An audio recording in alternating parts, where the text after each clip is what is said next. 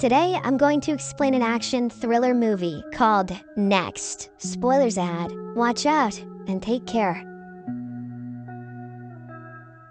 The movie opens in Vegas, where a man named Cris Johnson is sitting in a local diner. He sees a vision in which a beautiful woman walks through the diner's door. Cris has been visiting this place for the past several days, waiting for the woman to appear in real life. However, just like all the other days, she does not arrive. Cris then leaves the establishment exactly 9 minutes past 8 a.m. The scene shifts and we get a more detailed look into the life of Cris Johnson. He works as a magician in a Las Vegas club under the stage name Frank Cadillac. This movie's a sequel to Leaving Las Vegas, if he never stopped drinking. But Cris is not your normal magician, as he has the natural ability of seeing 2 minutes into the future. Using his gift, Cris performs various tricks on stage and makes an okay living. This powerful ability has pulled the attention of FBI agent Callie Ferris, who has been keenly observing Cris for the past few days. However, the gig of a stage magician doesn't bring in a lot of money. Cris supplements his income by making small bets in local casinos. He narrates that he isn't a god, the one true god, and can only see 2 minutes into his own future. There is one exception to this. He has been seeing visions from the far future, and it involves the woman from the cafe. One night while gambling, 2 staff from the casino security team begin to suspect foul play. They think Cris is manipulating the deck and observe him through a CCTV camera. They are discussing him in the security room when Cris suddenly looks directly at the camera as if sensing their thoughts. He then tries to cash out his chips and leave, but this is when he foresees a robber shooting the cashier as well as a cop. Cris appears to be a good guy, so he immediately springs into action and disarms the man before the robbery even starts. Seconds later, 2 guards arrive at the spot and demand Cris drop the gun. He tries to explain what happened, but is eventually forced to flee. This triggers a chase through the casino floor. Since Cris can see the future, he calmly moves around in ways that cause the guards to completely overlook him. He then reaches outside the casino and steals a car, because don't forget, he's a good guy. Shortly afterwards, Agent Callie reviews the footage of Cris escaping and shows it to a senior officer, but the latter says he's too busy because a group of French terrorists have landed in the US with a stolen Russian nuclear bomb. It is then revealed that Callie, who has a vague idea about Chris's abilities, wants to use him to locate this bomb before it's too late. Her senior isn't convinced. Magic is bullshit, but he gives her 5 days to catch the magician. Later, Callie meets with Royale, the head of security at the casino, and asks him a few questions. Royale recalls how Cris eerily looked at them through the camera, as if he seemed to know what was about to happen. This seemingly confirms Callie's suspicions, and she is now determined to catch him. Royale also adds that the car Cris stole had a tracker underneath its bonnet. Casinos often use such trackers so that their customers' cars don't get lost. In the meantime, Cris arrives at a garage owned by his friend, Ives, and the two talk about how to hide the car from police. After a while, Cris checks his watch and senses that Callie is on her way. Ives urges him to run, but Cris decides to stay and hear what she has to say. When Callie finally arrives, she tells him about a nuclear bomb being smuggled into the US. She now wants him to look into the future and help stop the possible calamity. In response, Cris insists that his abilities are just part of a magic act, but the FBI agent doesn't believe him. She then brings up the stolen car and threatens him with prison time. At this moment, a large number of armed cops rush into the garage to arrest him. Admit it, Cage, you can see a future.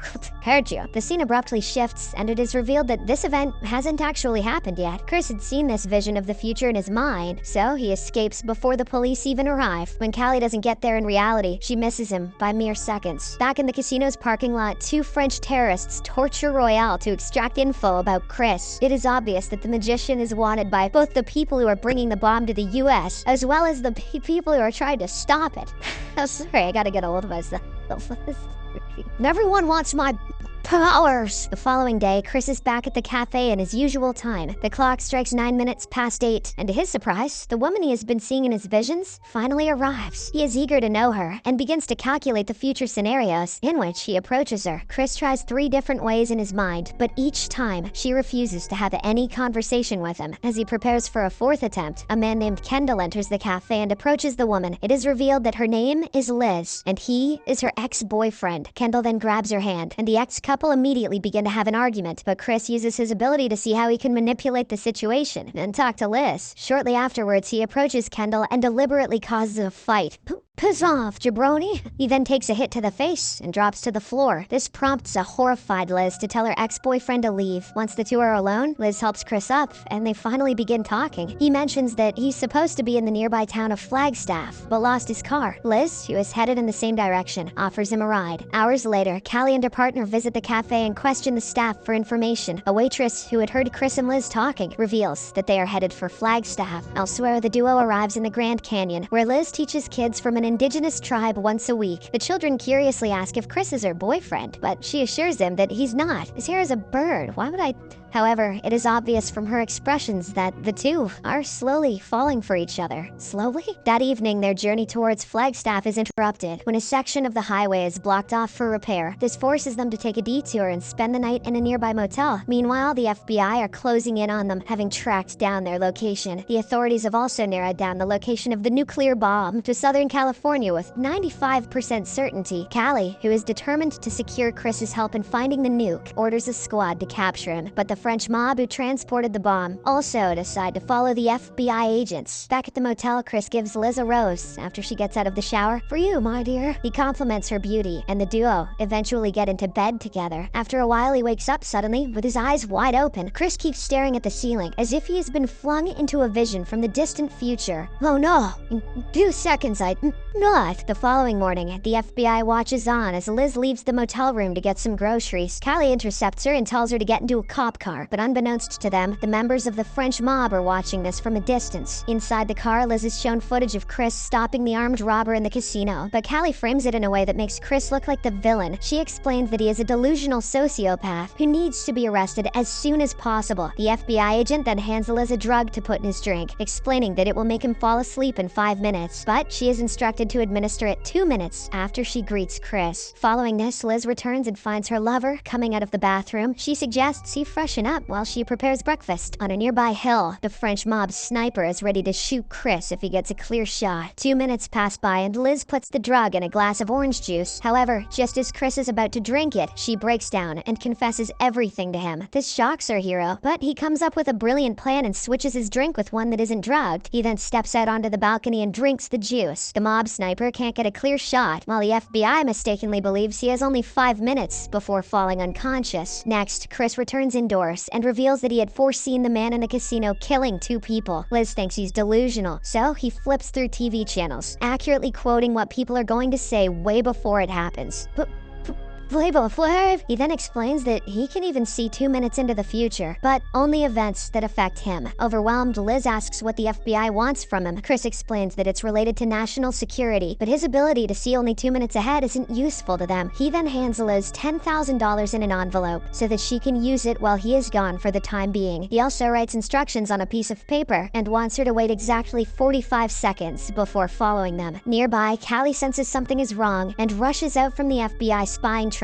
She grabs a pair of binoculars and spots Cris leaving the motel. He checks his watch and then, all of a sudden, begins rolling down a nearby cliff. Several FBI agents give chase while the French mob tries to shoot Cris, but the magician manages to dodge everyone thanks to his future-seeing abilities. Back at the motel, Liz follows Chris's instructions and gets into her car. She puts a nearby rock on the accelerator and jumps out before the car drives off the cliff. A metal chain attached to the vehicle then triggers an avalanche of heavy objects to fall down the slope. This forces the FBI agents to take cover immediately, but Cris dodges everything and keeps running until he comes face to face with Callie at the base of the cliff. Just as the falling debris is about to crush the FBI agents, Cris grabs and protects her. On the other hand, as Liz is walking away from the motel, the mob finds and abducts her. Things are equally bad for Cris, as he is taken back to the FBI headquarters. He is restrained and forced to watch the news, with Callie urging him to extend his 2-minute vision as far as possible to locate the nuclear bomb. However, instead of seeing the bomb, Cris foresees Liz being blown to smithereens on top of a parking garage. Devastated, he refuses to tell Callie what he saw, knowing the FBI will keep him imprisoned indefinitely. He is soon taken to a cell where he asks for a cigarette, but at an opportune moment, he knocks out the guards and escapes. In the aftermath, the FBI chases him through the streets, and Cris eventually reaches a multi-level parking garage. This place is similar to the one he saw in his vision a few minutes ago. He climbs the stairs while Callie instructs other agents to stay below as she follows him up. When they reach the roof, Callie asks what he saw earlier, and he eventually reveals that the mob plans to execute Liz on this very roof in 2 hours' time. This shocks Callie, and she warns him that Liz is being used as bait to lure him into a trap. Cris knows about this too, so the duo agrees to cooperate in order to tackle the mob. Soon afterwards, Cris steps out onto the roof, and the mob's sniper shoots from a nearby rooftop. Cris pretends to be dead,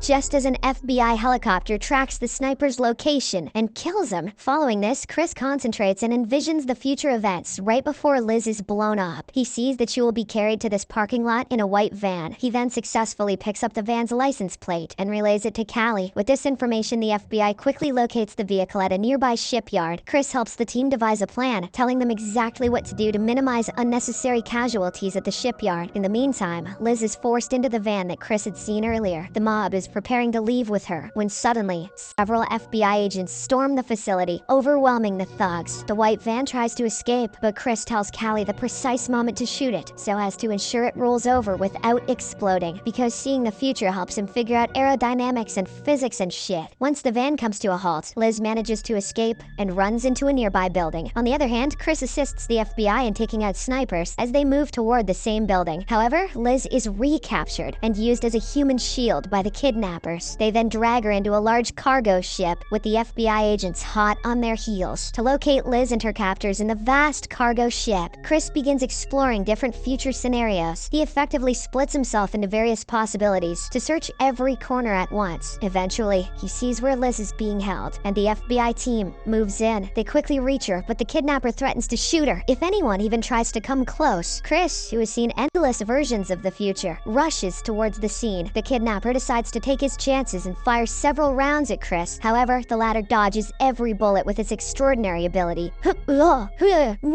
The kidnapper has now run out of bullets, and Callie uses this moment to shoot him before he can set off the bomb. In the aftermath of this skirmish, Cris tries to reassure Liz by telling her it's all over. Callie, however, informs them that it isn't. The nuclear bomb has been relocated, and they must find its new location immediately. It is then that Cris looks at a monitor, which is tracking detonations in the area. Suddenly, he sees a vision of the future and realizes that something is wrong. Callie asks what he sees, but Cris only says, "I made a mistake." At that moment, the nuclear bomb detonates and wipes out everything in its path. The scene then shifts abruptly as Cris wakes up wide-eyed in a motel on the way to Flagstaff. He's lying in bed with Liz at his side and the FBI spying on him from nearby, and he just nodded. It is then revealed that all the events from Liz leaving to get groceries to the bomb's detonation were simply a version of the future that Cris had seen. He was actually trying to see what he should do to save both Liz and the world from the bomb going off. Soon, he gets up and calls Callie, agreeing to help her on the condition that Liz be kept safely away. He then wakes Liz and tells her that there's something important he has to do. After promising to return, he meets up with Callie, and the duo starts discussing how the bomb should be located.